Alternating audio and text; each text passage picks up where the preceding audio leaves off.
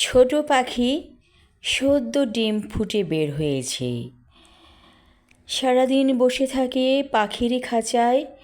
মা পাখি উড়ে উড়ে যায় দূরে, ছানাদের জন্য খাবার আনে।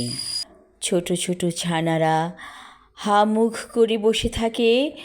মা যখন খাবার মুখে ভরে দেয়, তখন সেই খাবারগুলো টপ করে গিলে ফেলে।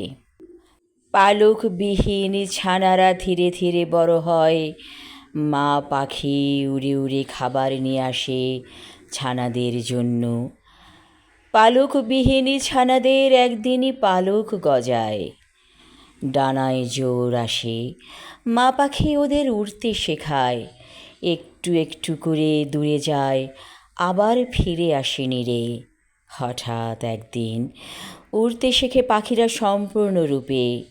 মা পাখি বলে, এখন আমার দায়িত্ব শেষ। তোমরা উড়তে শিখেছ, উড়ে উড়ে খাবার জোগাড় করবে। পাখিরা মহা আনন্দে ঘুরে বেড়ায় আকাশময়, ঘুরে ঘুরে নিজেদের খাবার জোগাড় করে।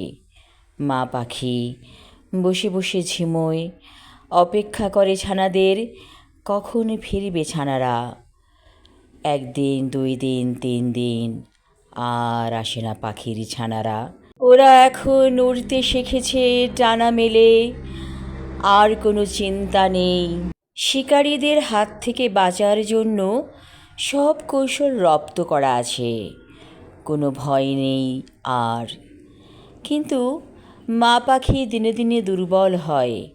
ভাবে, ছানারা যদি একটু খাবার দিত এনে, তাহলে কতই না ভালো হতো। একদিন উড়ে আসে একটি ছোট্ট পাখি। মাকে এসে বলে, মা কেমন আছো? মা বলে, আমার খাবার চাই। ছোট পাখি দূর থেকে একটি শিকার এনে মাকে দেয়। মা খায় তৃপ্তির সাথে।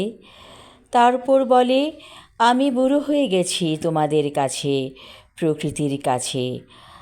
আমার আর তোমাদের জন্য কোনো ভাবনা নেই।